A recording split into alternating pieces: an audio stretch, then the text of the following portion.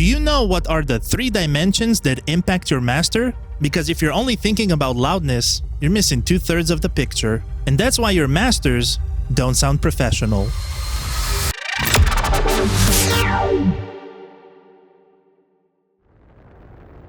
For years, I thought mastering was just about making things louder. Put a limiter on, done. But my master still sounded amateur. It wasn't until I understood that mastering is actually 3-dimensional that everything clicked. And once you see it this way, you can never go back to the old 1-dimensional approach. The first dimension everyone knows about, volume. But it's not just about loudness, it's about dynamics. The push and pull, the breathing of your track. I see people either squashing everything into a lifeless brick or leaving things so dynamic that nothing hits. They don't understand that volume control isn't just about the final loudness. It's about shaping how your track moves and breathes throughout its entirety, and not just treating the whole track's dynamics the same. And here's what blew my mind. When you change your track's dynamics, you're not just affecting volume, you're actually messing with the other 2 dimensions. The second dimension is tone, your frequency balance.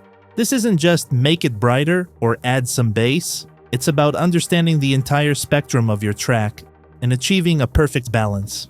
Most people randomly boost and cut frequencies hoping it'll sound better or making uninformed artistic decisions. But here's what they don't realize.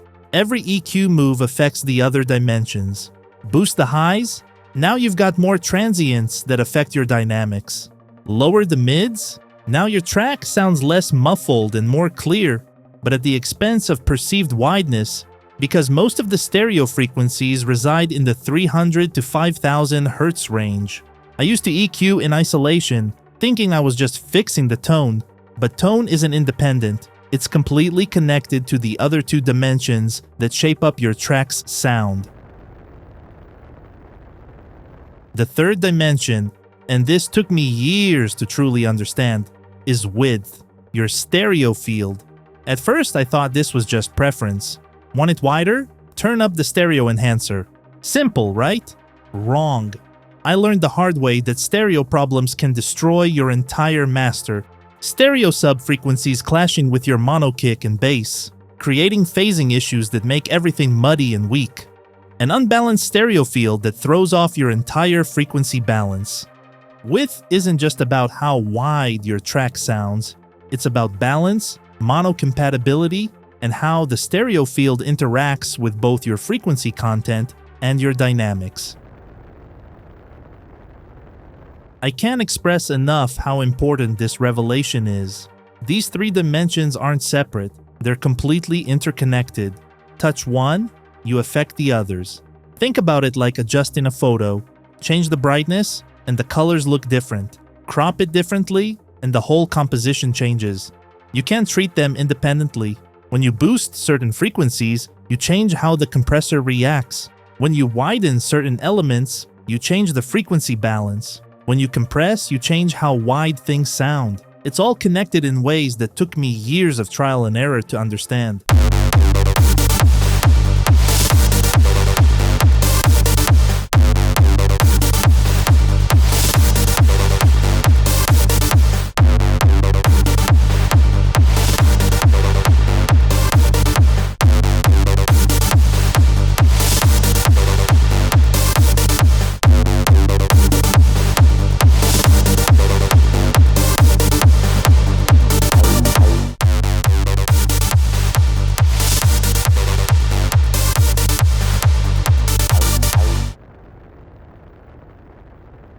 So how do you master when everything affects everything else? You need to see what you're doing, not just hear it. Visual tools, measurement, understanding the science and logic behind each move.